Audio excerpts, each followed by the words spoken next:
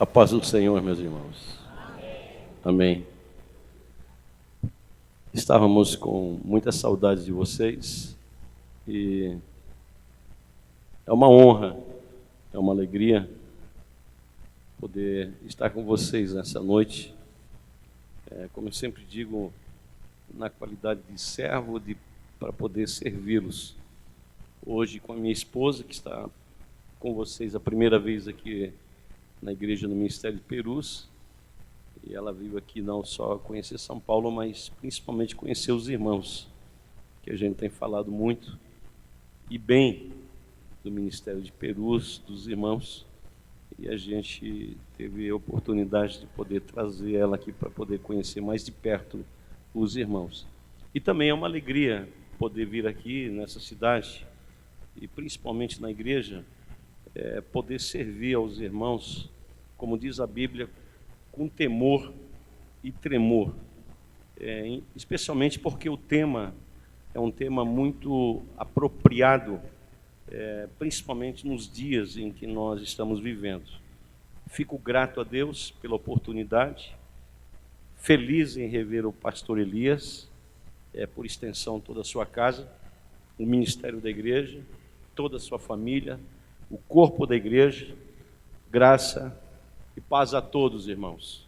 Que Deus abençoe e vamos à palavra do Senhor. Espero que essa noite, como sempre tem sido, com todos os que falam, ministram de forma falada ou cantada, que o Senhor venha acrescentar algo à vida de vocês. Eu sempre tenho dito que nós devemos aproveitar cada minuto em relação à palavra de Deus e que possamos aproveitar esse tempo para que a nossa vida seja sempre acrescida, que possamos crescer esse tempo que temos, porque o nosso tempo se resume a cada dia que passa. E nós queremos aproveitar essa noite. Amém, queridos? E eu quero retomar o texto que foi escolhido para trabalhar esse mês, que está lá em Efésios, capítulo 4, do verso 25 até o verso 32, e nós vamos ler todo o texto e depois nós vamos trabalhar alguma coisa na palavra do Senhor. Amém, queridos? Então diz a palavra do Senhor, nós vamos ler do capítulo 4 de Efésios, nós vamos ler do verso 25 em diante. Pelo que deixai a mentira, diz Paulo, escrevendo essa carta, e falai a verdade de cada um com o seu próximo, pois somos membros um dos outros. No verso seguinte ele diz: irai-vos e não pequeis, não se ponha o sol sobre a vossa ira, não deis lugar ao diabo. Eu gosto dessa expressão, não deis lugar ao diabo, porque ele fala aqui a respeito de brechas pequenas. Ele usa aquela expressão de cantares, raposinhas, coisas pequenas. Isso tem acontecido muito nesses dias. A gente se preocupa com grandes pecados, se é que se pode se dizer isso, né? Que não existe para Deus grandes pecados, mas a gente está se passando desapercebido por coisas pequenas. E é isso que Paulo quer dizer. A gente se preocupa com grandes coisas, estamos nos desapercebendo com coisas pequenas. E é isso que ele quer dizer. Não deis lugar ao diabo, que ele está nos derrubando com coisinhas pequenas, aquelas pequenas raposinhas que estão destruindo a nossa casa. Então, verso seguinte, 28, ele diz: aquele que furtava, não furte mais, antes trabalhe, fazendo com as mãos o que é bom, para que tenha o que repartir com o necessitado. Verso 29, não saia da vossa boca nenhuma palavra torpe, mas só a que for boa, para promover a edificação conforme a necessidade, para que beneficie aos que ouvem. E não entristeçais o Espírito Santo de Deus, no qual fosse selados para o dia da redenção. E ele continua: toda amargura, ira e cólera e gritaria e blasfêmias e toda malícia sejam tiradas de entre vós. Antes, sede uns para com os outros benignos, compassivos, perdoando-vos uns aos outros, como também Deus vos perdoou em Cristo. E todos digam amém. Tenham bondade, queridos. Tomem os seus lugares.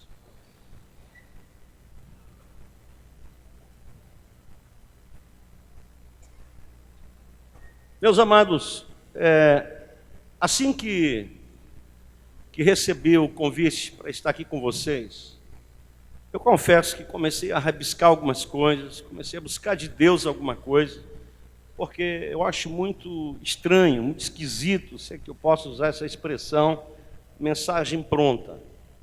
Do tipo, você vai lá buscar os teus rabiscos e simplesmente vai lá e coloca numa agenda aquilo que já estava pronto. Até pode acontecer isso. Mas eu acho que sempre Deus tem algo novo para acrescentar, Deus tem alguma nova coisa para falar, se repetindo aquilo que existe, que fala lá em Isaías: eis que eu faço uma coisa nova. Eu sempre acredito assim. E logo que recebi esse convite, eu comecei a escrever alguma coisa, pensando em mim, pensando na minha casa, pensando no meu ministério, pensando na minha vida, pensando naquilo que Deus quer fazer em mim, pensando naquilo que Deus quer fazer em nós, pensando naquilo que Deus, no propósito que Deus tem para a minha vida em primeiro lugar, no propósito que Deus tem para a minha casa, por consequência a igreja e assim por diante. E confesso que nesses dias eu já rabisquei tanto que já estou pensando em fazer um livreto sobre isso, porque a palavra de Deus, ela é uma fonte realmente inesgotável, e à medida que você fica pensando, à medida que você fica buscando de Deus, Deus vai dando, e Ele vai falando muito mais com você do que vai falando com os outros. E a impressão que você tem é que Deus está corrigindo muito mais você do que corrigindo os outros. E a impressão que você vai tendo no Espírito é que Deus parece que Ele está falando muito mais para você do que Ele quer falar com os outros. E isso é bom. E eu quero essa noite, irmãos, concluir aquilo que Deus começou a falar comigo já algumas semanas atrás. E que eu nem sei se Ele vai terminar de falar hoje. Eu acredito que retornando para Joinville, eu vou retomar esse tema e vou continuar escrevendo sobre isso. E eu espero que essa noite eu consiga trabalhar pelo menos dentro desse tema, trabalhar 2 episódios, trabalhar pelo menos 2 tópicos dentro desse texto todo. A primeira coisa que eu gostaria de chamar a atenção de vocês, a nossa atenção, que diz respeito tanto a quem serve a Deus do ponto de vista ministerial, ou aquele que não serve a Deus do ponto de vista de ministério, ou seja, que tem uma função na igreja, ou faz parte do corpo de Cristo, mas serve a Deus com a sua casa, como Josué diz: eu e a minha casa serviremos ao Senhor. E ele não está falando do ponto de vista eclesiástico, ele está falando em servir a Deus mesmo. E aí pode ser o esposo, a esposa, os filhos servindo a Deus, falando para essa gente, falando para esse povo, falando para nós. Eu quero trabalhar o primeiro tópico essa noite: quem somos, quem sou eu, quem é você, como obreiro, como pai, como esposa, como mãe, como filhos, quem somos quando não há ninguém por perto. Quais são as nossas atitudes, qual é o nosso comportamento, quando não estamos debaixo de uma vigilância, quando não estamos debaixo de uma cobrança, quando nós estamos no escuro, quando nós estamos a sós. Quem sou eu? Quem é você? Que tipo de pai somos? Que tipo de pai sou eu? Que tipo de mãe é você? Que tipo de obreiro sou eu? Que tipo de pastor sou eu? Que tipo de membro? Que tipo de cristão? Que tipo de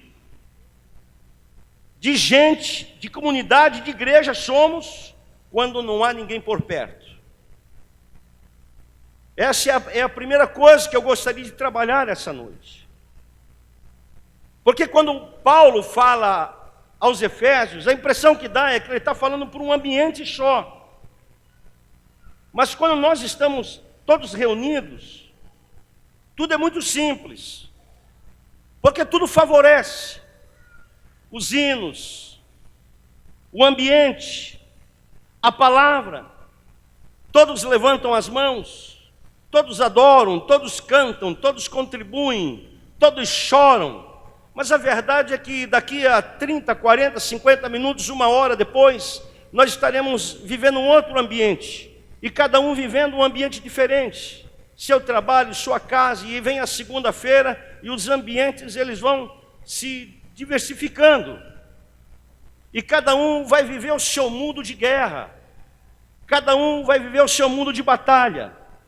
E os ambientes vão se tornando cada vez mais diferentes. E aí as perguntas vão se tornando cada vez mais fortes. Quem sou eu? Quem é você? Quem somos nós? Quando não há ninguém por perto. E aí vem a primeira personagem, o primeiro personagem na Bíblia que eu gostaria de chamar a sua atenção. Lá em Êxodo capítulo 2, a Bíblia diz que Moisés,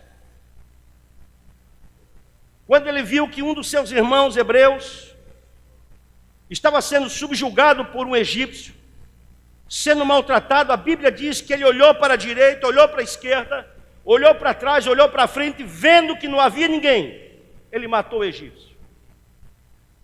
Isso quer dizer, isso sugere que se tivesse alguém por perto, isso sugere que se ele tivesse sendo vigiado, que se ele tivesse sendo observado por alguém, se ele tivesse sendo observado pelo seu chefe, vamos assim dizer, pelo seu patrão, por alguns dos seus familiares, quem sabe ele não faria nada.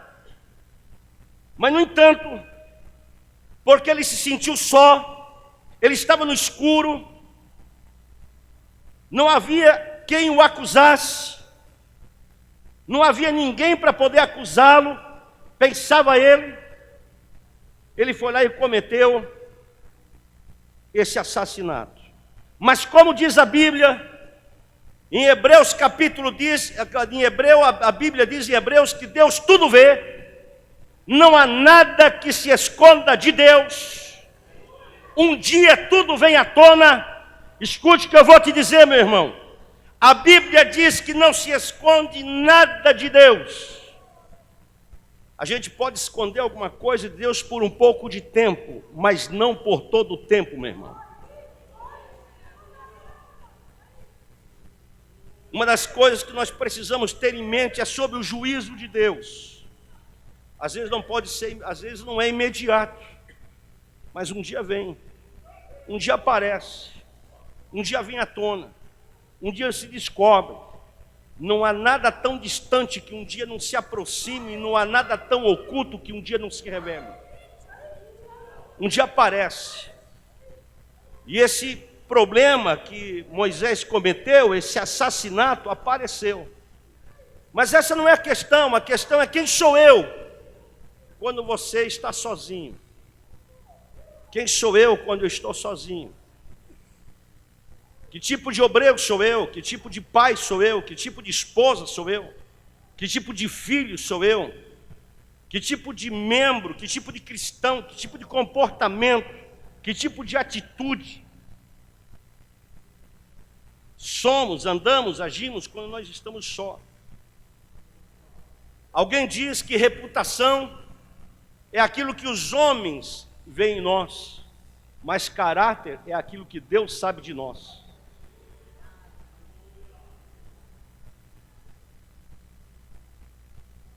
Os nossos pais, os nossos avós diziam que para conhecer alguém você tem que comer 1 quilo de sal junto.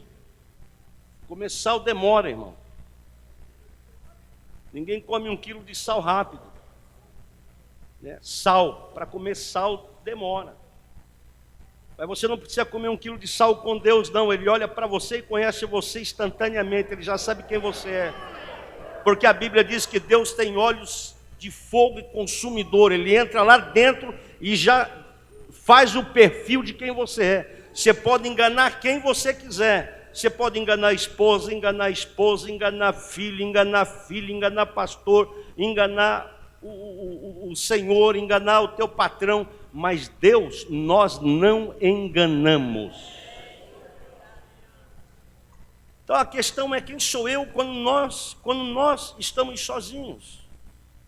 Em Gênesis a Bíblia diz que quando a mulher, e eu não estou falando mulher simplesmente no sentido pejorativo, para querer trazer alguma conotação em relação a ela, não. Isso reflete a atitude do ser humano. Mas diz a Bíblia que quando ela teve uma oportunidade, uma única oportunidade de estar só, ela deu ouvido a Satanás, já colocou em dúvida as promessas de Deus, e foi o suficiente para que todo o propósito de Deus fosse arruinado. Quem sou eu quando eu estou a sós? Gênesis capítulo 39, José, na casa de Potifar, a mulher tenta seduzir José,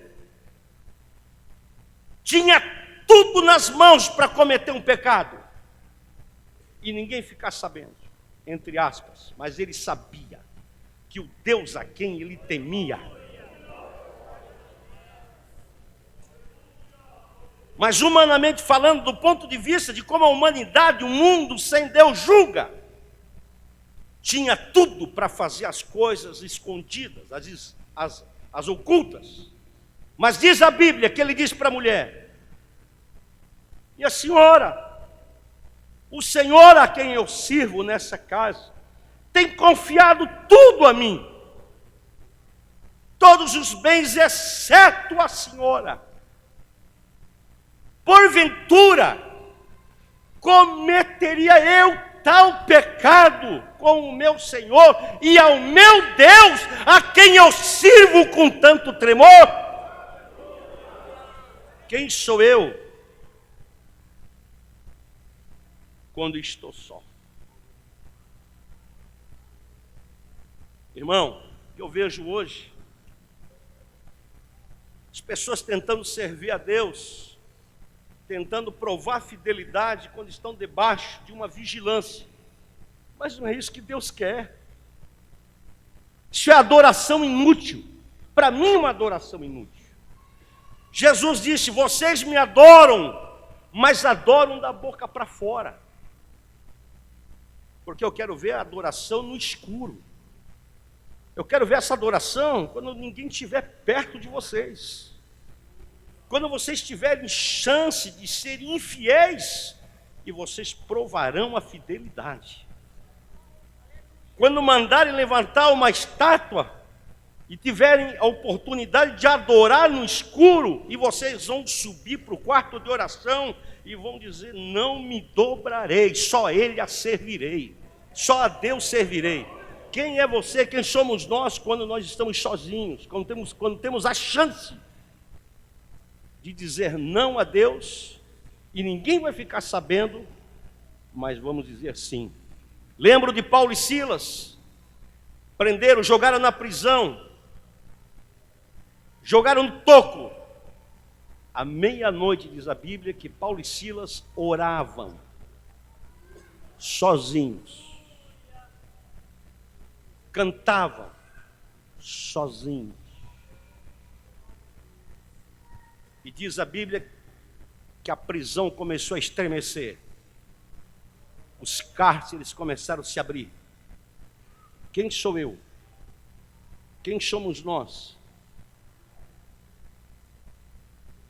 Quando não há ninguém por perto. Davi, quando não havia ninguém por perto, ele subiu na sacada. E foi o suficiente para que toda a sua vida fosse manchada, para que todo o seu ministério, se assim possa dizer, a sua família, tivesse uma consequência, um prejuízo. Quem somos nós? O que fazemos? Como agimos? Qual é o nosso comportamento quando nós estamos sozinhos?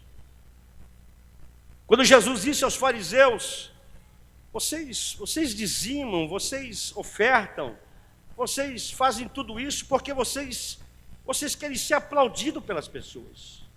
Vocês fazem isso porque vocês estão na frente das pessoas. Vocês fazem tudo isso porque vocês querem ir para as praças públicas, porque vocês querem ser vistos pelos homens. Jesus fala isso. Porque às escondidas vocês não fazem isso. Vocês fazem isso em praça pública. E quando vocês jejuam, vocês não passam óleo, aquele óleo que os perfumistas trabalham, que deixam vocês alegres. Não, vocês querem mostrar cara de tristeza, para que todos saibam que vocês jejuaram. Vocês querem passar aquele óleo que deixa vocês tristes, para mostrar que vocês jejuaram. Vocês querem mostrar para todo mundo que vocês oraram.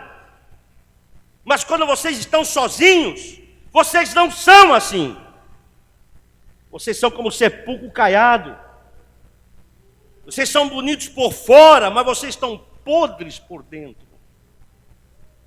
Eu estou aqui essa noite, queridos, para dizer a vocês que o Senhor está requerendo da gente, de nós, como igreja, como corpo, que sejamos cristãos, não sob vigilância, não como estamos debaixo de uma vigilância, não quando a luz e os holofotes estão sobre nós, mas no escuro, quando estamos sozinhos, quando somos tentados às escuras, quando não há cobrança por perto, quando só está você e a sua esposa, você e seu filho, você e o seu pai, você e o seu patrão, você e o seu Senhor, quando você tem chance de lograr e você não logra, quando tem chance de você cometer um pecado e você não comete, porque você ama o seu Deus, você ama o seu Senhor.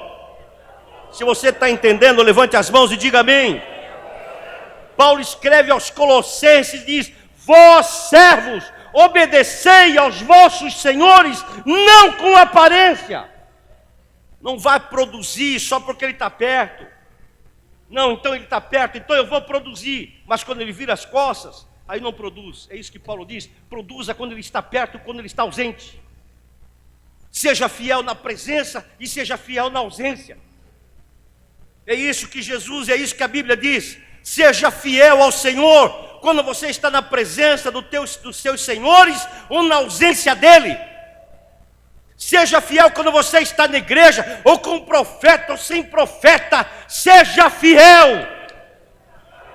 Não sirva a Deus porque você tem medo. Sirva a Deus porque você o ama. Não, hoje, irmão, hoje eu vou para a casa de Deus porque vai ter um profeta, então eu vou me arrumar. Porque quem sabe, irmãos, quem serve a Deus, a casa pode estar lotada de profeta. Quem ama a Deus com temor, quem serve a Deus no escuro, quem tem caráter ao Senhor, irmão, pode estar lotado de profeta. Ele vai servir a Deus, ele vai dar glória a Deus, ele vai dançar no Espírito, porque ele não está nem aí. Você pode dizer amém? Quem somos nós? Isso é uma palavra para a gente pensar. A gente fala muito em perdão, mas a gente não pratica em casa. Você sabe qual é o grande problema nosso? E quando eu digo nosso, meu. Falamos em perdão, não perdoamos. Somos igual, cometemos o grande erro da parábola do credor incompassivo. Queremos ser perdoados, mas não perdoamos. Esquecemos que o céu não é só para quem foi perdoado. O céu é também para quem perdoa. E muita gente que foi perdoado está correndo o risco de perder a salvação. Porque em muitos textos da Bíblia, o céu está condicionado ao fato de quem também perdoa. Jesus disse Se vocês não perdoarem, assim como eu perdoei, o vosso Pai não vos perdoará. E se não perdoar, meu irmão, a tua salvação está condicionada a isso. Mas nós não damos atenção e falamos em perdão. Deixe mais adiante sobre isso. Deixe para um outro texto. Porque eu não estou falando isso pensando no contexto de ministério. Eu estou tentando jogar isso de uma forma abrangente, como corpo de igreja, como igreja. Tentando falar para quem prega, para quem ouve, para eu que estou falando, outros que estão ouvindo, esposa que está me ouvindo, marido que está falando.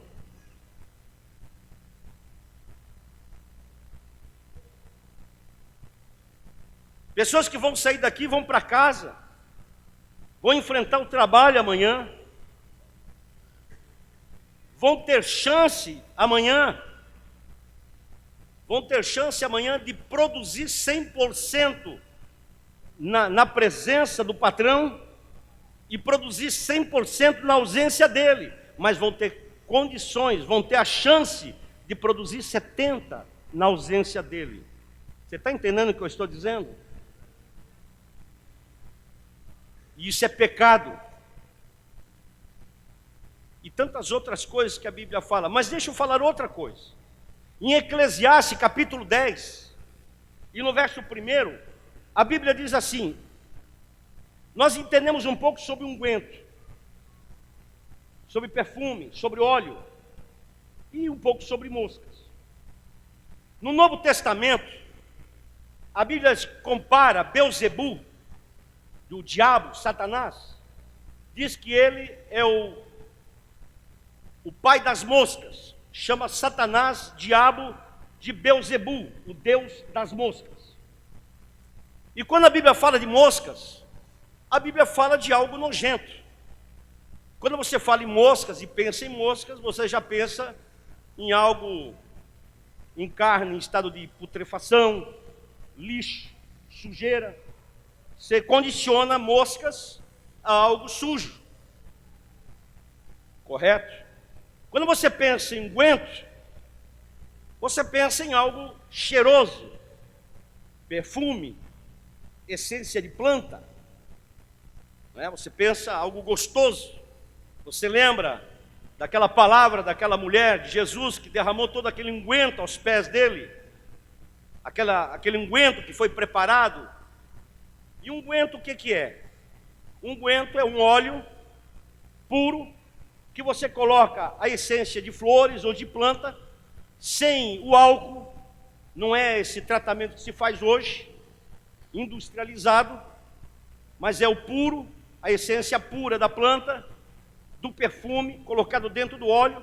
Por isso que no Cairo, em outros lugares, esse perfume puro é caríssimo, tá? Essa fragrância é cara. E essa mulher então derrama aos pés de Jesus, e isso era considerado caríssimo. E em Eclesiastes 10 diz que se uma mosca cai dentro de um unguento, uma porção de unguento, todo unguento apodrece, cheira mal. Quando a Bíblia fala de unguento, a Bíblia fala de óleo, a Bíblia fala sobre a nossa vida cristã, sobre aquilo que devemos ser em Cristo. A Bíblia diz que nós devemos exalar o bom perfume de Cristo. Fala do bom testemunho. A Bíblia diz que nós devemos ser a imagem, refletir a imagem de Cristo Jesus em tudo aquilo que fazemos, em toda a nossa vida, dentro e fora do conceito igreja, em toda a sociedade. Que nós devemos exalar o perfume de Cristo. O nosso comportamento, a nossa vida, como obreiro, como pai, como mãe, como filhos. Isso não quer dizer que não vamos cometer erros. Não é isso que a Bíblia diz. Mas a Bíblia diz que nós devemos nos esforçar para que possamos exalar esse bom perfume.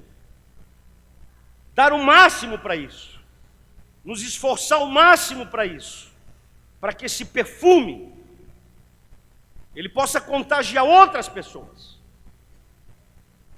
Pois bem, mas em Eclesiastes 10 diz que uma mosca, uma só, caindo dentro de um unguento, uma grande porção de unguento, é o suficiente para comprometer todo aquele trabalho que o perfumista fez. O que a Bíblia quer dizer? Aplicando para os nossos dias e para a nossa vida, o que isso quer dizer? Queridos, falando sobre santidade ao Senhor, falando sobre a vida cristã, falando sobre a nossa vida pessoal com Cristo, a nossa vida de comunhão com Ele, a nossa vida de intimidade com Ele, o que eu tenho pensado sobre a nossa vida nesses dias? Primeiro, nós temos nos preocupado muito com aquilo que nós classificamos de grandes pecados. Mas pequenas moscas, pequenas brechas, pequenas raposinhas, têm comprometido todo o unguento na nossa vida. Tem comprometido a santidade de Deus na nossa vida. Enquanto o perfumista tem trabalhado ao longo do tempo, o Espírito Santo tem trabalhado ao longo do tempo, para que cresçamos no Senhor, para que venhamos obter um crescimento no Senhor, nós temos nos descuidado com pequenos detalhes, com pequenas brechas, e isso tem comprometido toda a nossa santidade ao Senhor. Um pouquinho de ira, um pouquinho de mentira, um pouquinho de engano, contas que não se acertam, perdão que não se libera, pessoas que estão adoecendo por falta de perdão, casamentos que estão adoecendo por falta de perdão. A Bíblia fala, irmãos, de um homem que foi levado à presença de Jesus, e vocês sabem disso. A Bíblia fala que abriram o telhado, 4 homens levaram um amigo na frente de Jesus. Aquele homem precisava de cura, ele estava doente, ele estava paralítico, e Jesus olha para aquele homem e diz: filho, perdoados estão os teus pecados. Irmãos, aquele homem precisava de uma única palavra: levanta-te e anda. Por que Jesus olha para ele e diz: perdoados estão os teus pecados? Perdão retido adoece. Falta de perdão adoece. Gente que não libera perdão também adoece. Gente que não é perdoado também adoece. O que aquele homem precisava era ser perdoado. Não sabemos lidar com perdão. E falamos em perdão. Detalhes que estão adoecendo o corpo de Cristo. Um pouco de ira aqui, um pouco de mágoa ali, uma falta de perdão aqui, uma falta de perdão acolá. E o povo vai adoecendo, e o povo vai se entristecendo, e a mágoa vai crescendo, e o povo vai esfriando, e a igreja vai perdendo o fervor, e a igreja vai perdendo o prazer de servir a Deus. E aí os pastores, a igreja em geral fica preocupado. O que é que está acontecendo?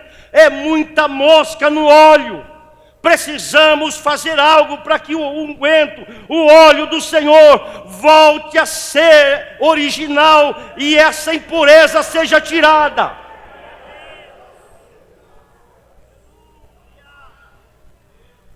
Você está entendendo?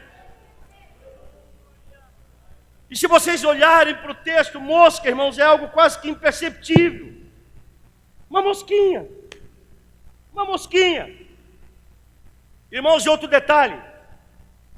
Se vocês fizerem uma pergunta, como aquela mosca foi cair ali? O texto não diz. Diz que a mosca caiu. Agora eu pergunto, como caiu? O texto não diz como. O texto diz que ela caiu. Mas tem uma resposta. O texto caiu porque estava destapado. Porque se tivesse tapado, não caía. O perfumista cometeu um erro. Ele preparou um unguento, mas ele não cuidou daquilo que deveria ser cuidado. Sabe o que está acontecendo hoje, queridos? Nós não estamos cuidando daquilo que deveria ser mais precioso na nossa vida. Está caindo muita mosca no unguento. Estamos andando com um unguento destapado. Você está entendendo o que eu estou dizendo? Nós deveríamos cuidar desse unguento com toda a força da nossa vida, com todo o empenho, com todas as forças do nosso ser, porque é o mais precioso que temos. Era como o sumo sacerdote que entrava no tabernáculo, quando colocava era mitra sobre a cabeça, tinha que entrar assim, ó. Não podia nem baixar a cabeça, nem virar com rapidez para o lado direito, nem para o lado esquerdo, porque se caísse, não podia cair não. Irmãos, nós estamos andando de forma descuidosa, muito descuidados. Nós estamos deixando isso destapado. Quando Paulo escreve aos Efésios, capítulo 4, e faz toda aquela descrição, como é que o corpo de Cristo tem que andar, está falando exatamente sobre o cuidado que temos que ter para que esse unguento que foi preparado, que fala exatamente sobre esse preparo da vida cristã, Espírito Santo, a unção, Jesus, essa santidade do Senhor, não seja comprometida por essas raposinhas do dia a dia, e que vai exalando um mau cheiro, porque a Bíblia diz em Eclesiastes 10, que uma mosca caindo no óleo exala mau cheiro. E o que quer dizer o mau cheiro? O mau cheiro ali é uma linguagem figurada. O mau cheiro ali não é o mau cheiro em si, quando aplicado na vida cristã. O mau cheiro ali é um mau testemunho, é um comportamento negativo. São comportamentos estranhos que começam a surgir. Uma frieza inexplicável, um descomprometimento com a obra e com a família, um distanciamento com Deus, um desapego com as coisas de Deus e uma aproximação com as coisas do mundo. Porque a Bíblia diz que quem ama a Deus, quem realmente está com aquele óleo fresco na sua vida, tampando para que nenhuma mosca entre naquilo que é puro, guardando aquilo que é precioso, a Bíblia diz, o amor de Deus está nele. Ele não ama o mundo e nem as coisas que no mundo há. Ele cuida, ele preserva. Guarda a sua família como algo precioso de Deus para ele. Não dá lugar à mentira, porque ele tem a mentira com uma mosca que vai comprometer um unguento. Ele tem amargura com uma mosca que vai comprometer um unguento. Ele tem um engano com uma mosca que vai comprometer um unguento. Ele tem aparência como uma mosca que vai comprometer um unguento. Você está entendendo o que eu estou dizendo? E como eu dizia ontem, na igreja do Senhor, uma das renovações que traz para a gente, quando a gente começa a entender isso de Deus, sobre o cuidado que a gente tem que ter com aquilo que é precioso, que não é só uma questão de andar, é uma questão de preservar. Meu irmão, estou andando em santidade, é pouco, é pouco. Andar em santidade é pouco, tem que preservar ela. Não basta apenas ter um unguento, tem que preservar o unguento. Se só andar, corre o risco de cair mosca. Tapa, meu irmão. Cuida, põe um pano por cima, põe uma tampa por cima. Você está entendendo o que eu estou dizendo? Diga amém. Não é só uma questão de andar, é uma questão de preservar.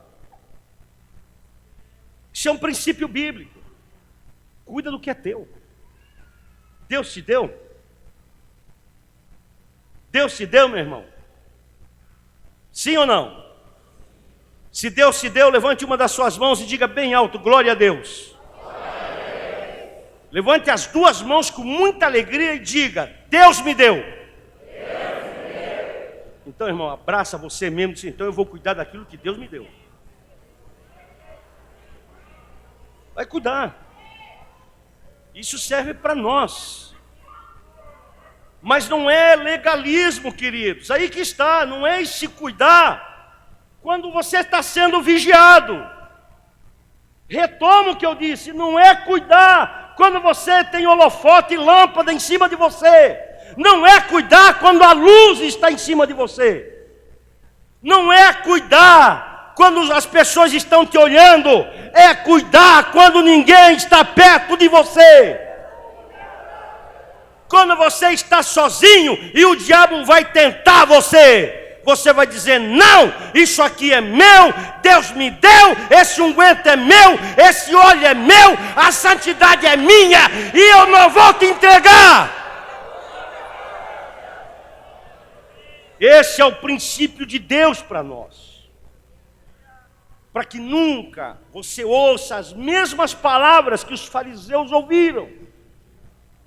Vocês dizimam, vocês ofertam, vocês jejuam para serem aplaudidos pelos homens. Para que nunca venhamos a ouvir de Jesus o que os fariseus ouviram. Vocês fazem isso para que os homens venham aplaudir vocês. Porque quando vocês estão sozinhos, vocês não fazem nada disso. Vocês são sepulcros caiados. Não, mas nós queremos ouvir um dia do Senhor o seguinte: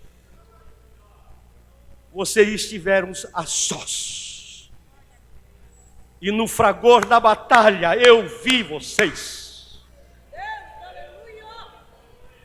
Eu vi quando vocês foram tentados. Eu vi quando vocês tiveram a chance de roubar e não roubaram. Eu vi quando vocês tiveram a chance de adulterar e não adulteraram. Tiveram a chance de mentir e não mentiram. Tiveram a chance de fazer o erro e não erraram. Mas vocês foram fiéis. Vocês provaram que tem caráter cristão. Guardaram, taparam o unguento, guardaram a santidade. É isso que o Senhor espera de nós como família. É fácil? Não. Pregador que vem diz, não, mas eu vou tirar de letra. Idiota, não sabe o que está falando. Não sabe. É difícil. Mas não é impossível. Não é impossível. Amém? Sabe, queridos, e vou terminar dizendo o que eu falei ontem. Hoje, quando a gente fala sobre amar ao Senhor,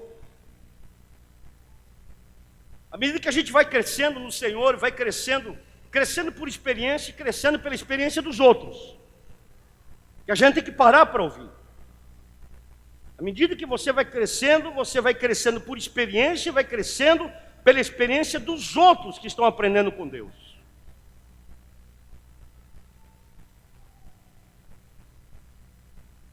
Tem muitas pessoas que amam o Senhor, mas não amam com prazer. Não sei se você vai me entender. Amam. mas amam com uma certa obrigação. Amam porque têm medo do juízo. Amam porque têm medo do inferno. Amam porque têm medo de enfrentar a morte. Amam porque precisam de uma igreja. Amam porque acreditam na eternidade e não sabem o que vai encontrar aí pela frente, então amam. Mas não é esse tipo de amor que Deus espera da gente, de nós. Não é esse. Não é essa qualidade de amor que Deus espera de mim, que faz com que o céu se mova em nosso favor. E também não é esse tipo de amor que a esposa, o esposo, também espera de nós. Eu vou explicar isso. O casal, e aqui termino. A mulher levou 20 anos tentando convencer o marido para ir ao mercado. E eu já contei isso ontem, irmãos. A minha esposa, eu não sei quantos anos ela tentou me convencer e ela foi infeliz nesse dia que ela me convenceu. Ela me convenceu, irmão, depois de uma longa data. Que, irmão, se tem uma coisa que é uma tribulação para mim, é em shopping. Irmão, para mim, irmão, eu prefiro passar na porta do inferno, mas não me convida para ir em shopping. E ela sabe disso. Eu não gosto, assim, pelo menos para ir em shopping fazer compra, principalmente. A menos que eu vá assim para fazer um lanche e tal, e olhe assim, tal. Mas ela queria fazer compra, e sabe que dia ela me convidou? Dia 23 de dezembro. E ela nem gosta que eu fale nisso. Mas olha só a tribulação, irmão. E Jesus disse que ia me livrar da grande tribulação, mas ele não cumpriu essa promessa. Não, na minha vida não, estou esperando que se cumpra. Dia 23, irmãos, ela me convidou para ir no shopping. Mas aquele dia eu prometi ao Senhor que eu ia exercer a paciência. Irmãos, para infelicidade minha, eu cheguei naquele dia. Irmão, parecia o arrebatamento da igreja. Era tanta gente. Era tanta gente, irmão. Tanta gente naquele lugar. Que quando ela chegou no caixa, devia ter mais ou menos umas 300 pessoas da fila. Irmãos, me deu um desespero que eu levantei as mãos, ela está aqui, ela vai confirmar. Eu levantei as mãos e eu gritei: mulher, por que você fez isso comigo, mulher? Não, irmãos, e aquele dia eu fiz um pacto com o Senhor. Eu disse: Senhor, enquanto eu viver, vou ser fiel a Ti, nunca mais eu vou no shopping. Que aquele dia eu fui provado, irmão. Eu disse: essa tentação não vou passar mais. Porque ela escapou aquele dia, de falar um monte de coisa. E eu passei no teste: Senhor, essa tentação eu não vou passar mais. Que eu fui provado aquele dia. Bom, mas aí voltando à história, irmão. A mulher passou 20 anos tentando convencer o marido para ir no mercado com ela. Irmãos, eu não sei vocês, homens. Eu sei que a maioria aqui gosta de ir no mercado. Mas os catarinenses não é fácil. Aí essa mulher tentou convencer o marido foi. Uma semana depois, irmãos, deu um BO. Sabe, né? Boletim de ocorrência, só que é BOP, Boletim de Ocorrência Pastoral. Não é aquele BO na delegacia de polícia, é o P, né? BOP é Boletim de Ocorrência Pastoral. Foram lá para o gabinete, a esposa reclamando com o pastor, dizendo: pastor, nunca mais eu quero que meu marido vá no mercado comigo. E o marido agora justificando para o pastor, dizendo: pastor, eu não entendo. Custei a ir no mercado, 20 anos, agora eu vou, a mulher não gostou.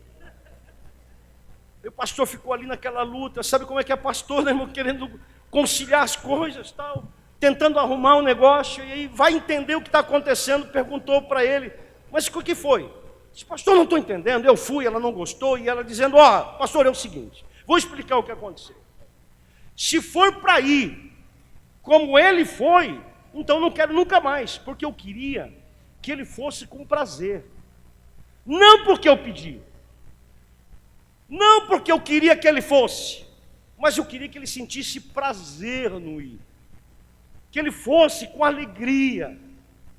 Que ele fosse com amor.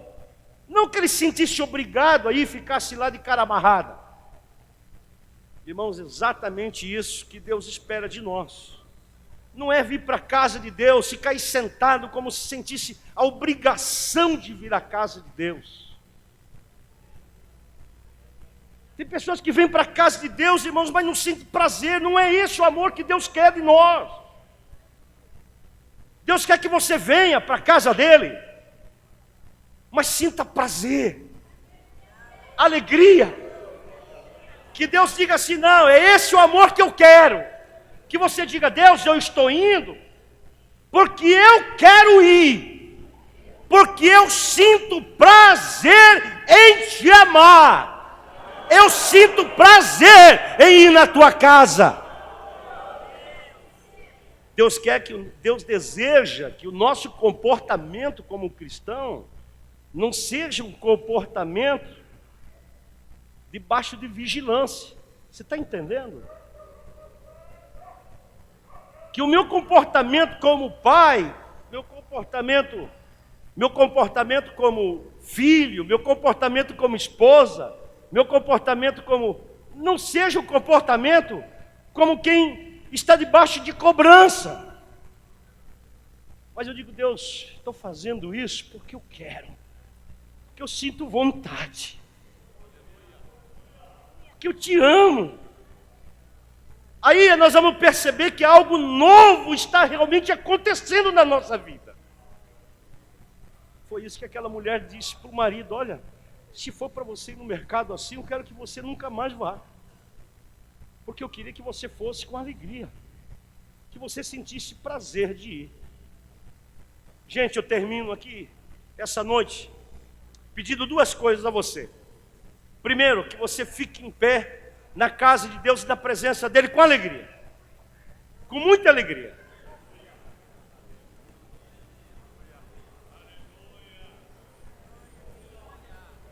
Segundo, quem sabe, amados, como irmão teu,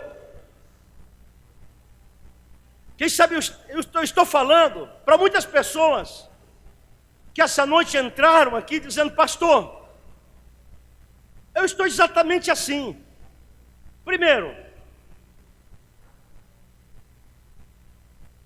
eu não consigo ser aquela pessoa que longe da vigilância, que longe das cobranças, eu não consigo ser aquele cristão, não consigo ser um José, eu não consigo ser um Paulo, eu não consigo demonstrar aquela fidelidade, mas eu queria ser aquele cristão de caráter nas escuras. Eu queria que Deus tivesse orgulho de mim, que Deus pudesse olhar para mim e dizer, estou feliz por ti. Querido, isso é possível. Basta você dizer assim, Deus, eu estou aqui e eu quero. É só isso. Quem sabe eu estou falando para alguém que esteja dizendo assim, pastor, eu quero voltar a ter aquela alegria. Sabe, irmãos, uma das coisas que me deixa feliz é o fato que Deus ainda está procurando pessoas que tenham desejo de servir a Ele com alegria. A Bíblia diz isso, que Deus se alegra na alegria daqueles que têm prazer em servir a Ele. Ele não pede muito.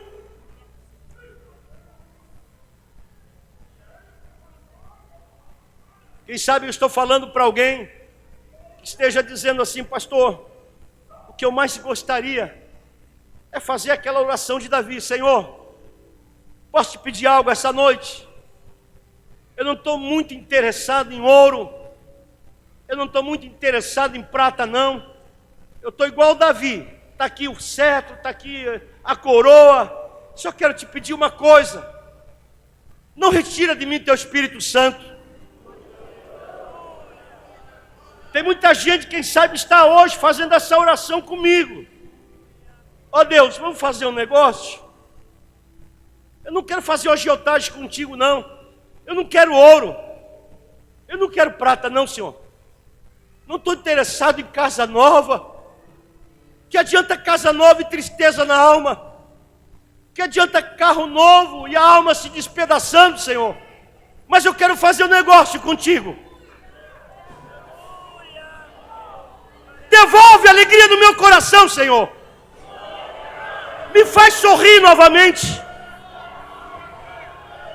Me faz pular de alegria na tua presença. Devolve o teu Espírito Santo. Devolve o primeiro amor que havia no meu coração. Irmãos, se você está assim, não pensa duas vezes não, querido. Eu vou contar até 3, tá? E como criança, lembra daquela palavra de Jesus? Se você quer o reino de Deus, quantos de vocês querem o reino de Deus aqui? Levante as mãos. Eu também quero.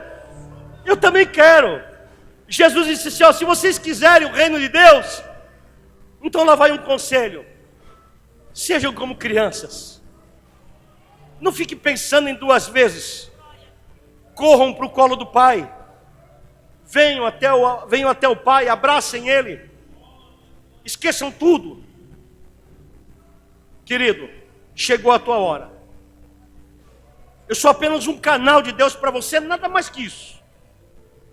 Como disse João, eu sou irmão vosso, companheiro nas aflições e nas tribulações também em Cristo Jesus. Só isso. Mas uma coisa eu sei, Ele vai devolver aquela alegria que nós buscamos no Senhor. Quando disser 3, você vai dar um jeito, irmão, vai correr, vai se jogar no corredor, vai dar um grito, Senhor, vai dizer, eu quero aceitar Jesus, eu quero voltar para Ele. Não se preocupa quem está à tua direita, quem está à tua esquerda, o que nós queremos é Deus. 2, chegou a tua hora, querido, é a nossa hora. 3, quem deseja voltar para Jesus, quem quer essa alegria de Deus no coração, levante a mão, aonde você está, Deus te abençoe, é isso aí mesmo, meu irmão, vem para Jesus, é a tua hora, se afastou, vem agora, corra, vem para Ele, bora, vem, se você está afastado, vem para Jesus, vem, ajuda, meu irmão, se tem alguém do teu lado, é a hora, levante as mãos, comece a adorar o Senhor, você que quer essa alegria de Deus, vem, meu irmão, vem.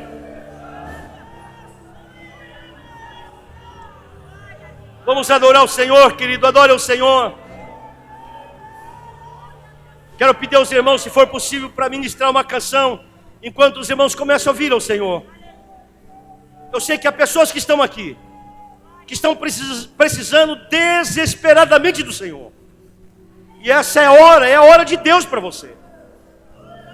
Deus te abençoe, meu querido, Deus te abençoe. Há mais alguém? Pastor, eu estou afastado. Está? Chegou a tua hora, é a hora de Deus para você. Não espera. Deus escolheu você, chamou você, quer renovar você. E o diabo não tem nada a ver com isso, meu irmão. Deus chamou você, é a tua hora, vem. Pastor, eu estou frio, eu estou desanimado, eu perdi a esperança. Não, Deus está renovando as tuas esperanças. Vem para Ele. Pastor, eu preciso renovar a minha vida como pai, como mãe, como filho. Eu tenho que renovar a minha aliança com Deus. Está esperando o quê, meu irmão?